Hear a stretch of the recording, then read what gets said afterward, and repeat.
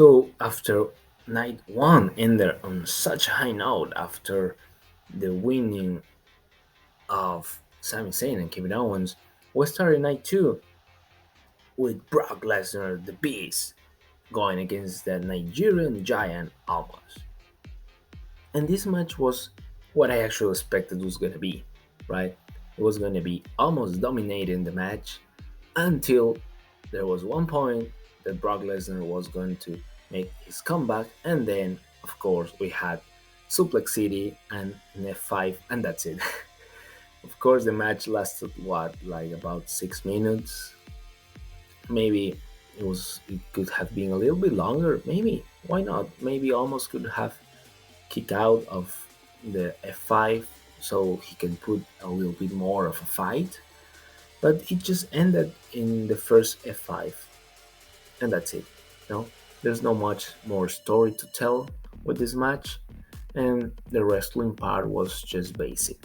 So it was just a nice way to start night two, the kickoff.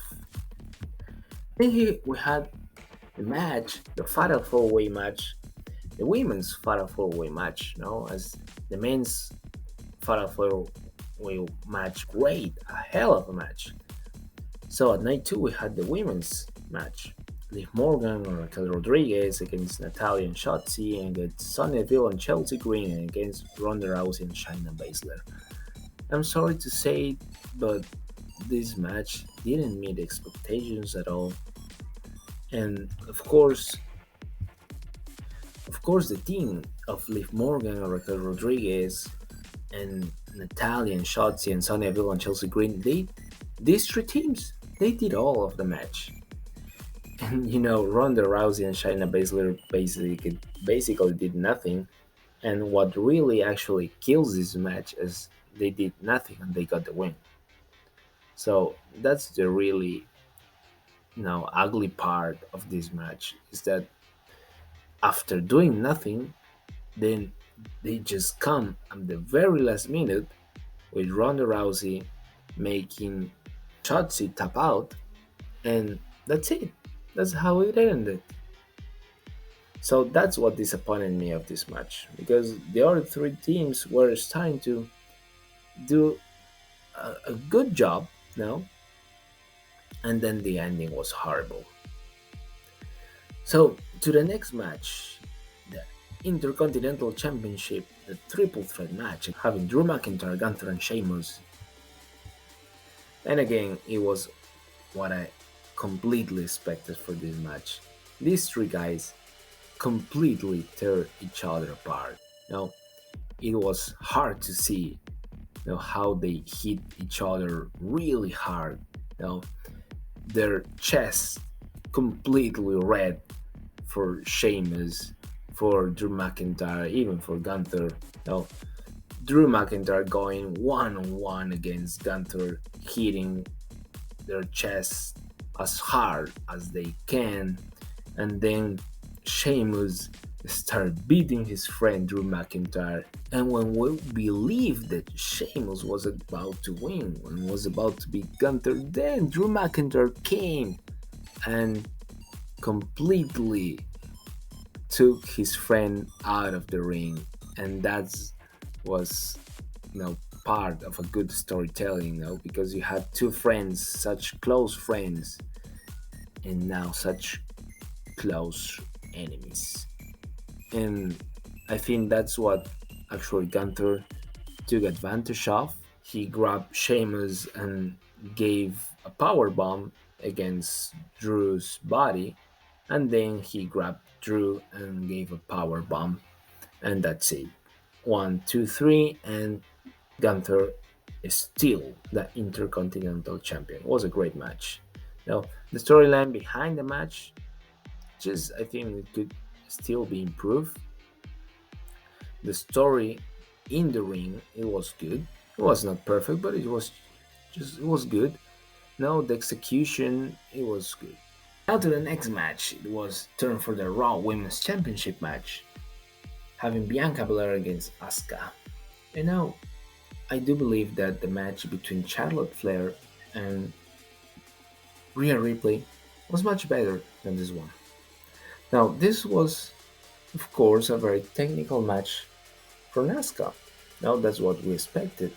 And it was a very physical match from Bianca Belair. Talking about storyline close to non existent, there were no promos. Basically, one promo from Asuka and one promo from Bianca, and that's it. So the storyline actually didn't help at all. Now, the situation with Charlotte Flair and Rhea Ripley was similar, right? Because the storyline wasn't just really perfect, was just good enough, but they deliver a hell of a match, an epic match. And my problem here with this match between Bianca and Asuka is that Asuka, I think you can correct me that in the comment section, doesn't have finishers apart from his submission maneuvers. So, and I actually believe that near falls really help build emotion during the match. And here that was non existent because you didn't have near falls. It was only Asuka putting Bianca in his submission maneuvers. And I believe that that is not the same as having a near fall after a finishing maneuver. It's completely different. So that is for me that this match just I can say it was just good enough. It just met expectations, but it really didn't surpass them. As for example, Charlotte Flair and Rhea Ripley made the previous night. And of course, during the match, again they were back and forth, and Asuka tried to put Bianca in her finishing maneuvers, but the power of Bianca Belair actually made her retain her title, and Bianca Belair is still the Raw Women's Championship. And now onto the two final matches of WrestleMania.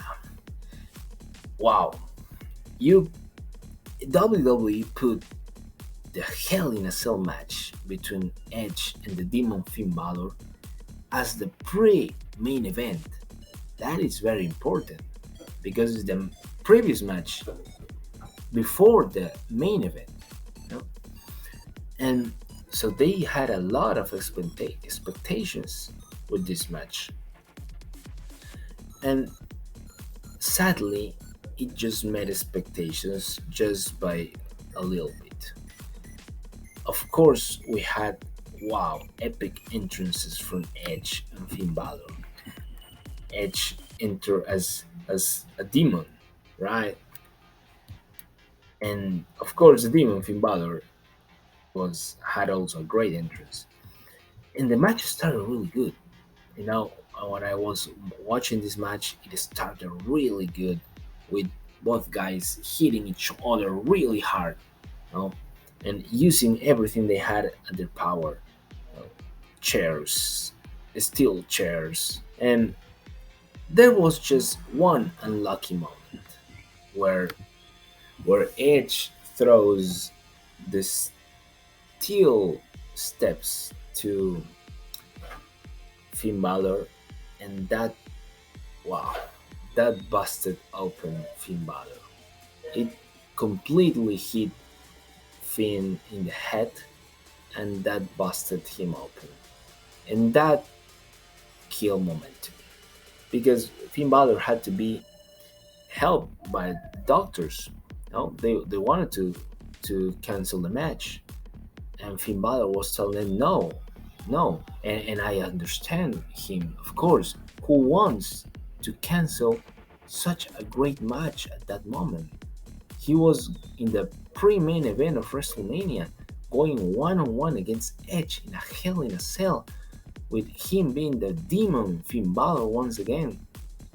Of course, he didn't want to cancel the match, but doctors like they took about like 5 minutes, I think, or a little bit less, trying to help him so he could stop bleeding. And that killed momentum. That killed momentum of the match because when he recovered, I think that they started again hitting on each other, and there was a great moment when Finn started to going up to the roof of the hell in the cell of the cell. He started going up to the roof, and then he jumped from up there, but there was nobody in the table at that moment. No. And then after that, Edge just came back with a spear, and then he hit Finn with a concerto, and that's it. And that's it. And it ended right there. Now, sadly, as I said, Finn's injury killed momentum of this match, and I think that they really never recover from that. Of course, the safety from the wrestlers is the first thing, and probably Edge was also thinking in that probably they shouldn't be actually making the match too long because Finn was injured. So I probably think that that's why they cut the match short. Sadly, because it was actually starting to look really good, but things happen. Those things happen in pro wrestling, and Edge, of course, takes away. And now to the main event, the match that we were expecting from like a year ago. Yes, of course, because the day after WrestleMania 38, Cody Rhodes was already talking about this moment, about going to WrestleMania and being a champion. Of course, it took 1 year because he was injured. He was also in several fights with Seth Rollins, and then his injury. And a year later, he's in the main event of WrestleMania against Roman Reigns. And this match completely surpassed expectations. No, you had storyline that it was really good already. Okay, it wasn't perfect because I think that there was only 2 months of build for this rivalry after um, the Royal Rumble, and 2 months is not enough to actually completely build a great rivalry. Also because they were not really in the same brand, so you had Cody going to SmackDown, and Roman was not every week in SmackDown or was not every week in Raw. So I think they really needed more time. No, they had great promos, but they needed more time. So the storyline was just good enough, but the match delivered. And this is again what I'm talking about, the story within the match. And the story within the match, it's important to look at both wrestlers as strong, that neither one dominates and neither one makes the other one look weak. They both look strong. They both have the opportunity and the chance to win the match. And they did that. They did that because they went back and forth with their both finishers, and actually kicking out before the 3 count of their finishers. Cody received um, one, 2 spears, but of course he didn't kick out of the second spear. He kicked out of the first spear. He kicked out of the Superman punch. He kicked out also of the rock bottom, no, applied by Roman, the rock bottom, and and of course Roman kicked out the of the crossroads the first time. The second time we probably not gonna kick out, but of course we had the interference from Solo. He also kicked out 2 times from the Cuddy Cutter. So they were back and forth, and there were near falls, and people really believe that it could go either way. And that's beautiful from a storytelling point of view. That's beautiful because both wrestlers had their chance. Both wrestlers really had their chance, and people really believed that it could go either way. But after that hell of a match, of course, the tribal chief has to do what he has to do to retain his title. And of course, Jimmy and Jay came to the aid when the referee was knocked down. And then, of course, Sami Zayn and Kevin Owens were watching the match and they came right away to help Cody. And they also, at that moment, Sami Zayn hit Roman with a Helluva kick, right? A little bit of revenge. And then it was closing to the end, and Cody Rhodes hit one and hit two crossroads. And when he was just about to win the match, hitting that third and final crossroads, Paul Heyman distracted the referee. Also classic from Paul Heyman, and Solo Sikoa gave Cody that Samoan spike that actually gave Roman the opening, and Roman hit Cody Rhodes with a thunderous spear, the second one in the match, and that was it for Cody Rhodes. 1, 2, and 3, and that was the end of our hero. Or that's what we thought, right? Because at the Raw after Mania, he came to ask for a rematch. It was a hell of an event, a hell of a match, an epic match. And here's why I think Cody Rhodes lost to Roman Reigns at the main event of WrestleMania 39. He is our hero. He is the hero that you need to have at WWE. If you compare Cody Rhodes to the DC Universe, for example, he's Batman. He's Batman right now. And he was facing his biggest enemy at Roman Reigns. He was facing his Joker. So, as you may remember, Batman doesn't beat the Joker at the first time they fight. No, this is the same. Cody Rhodes didn't beat Roman Reigns at the first time they fight because we're applying here storytelling 101.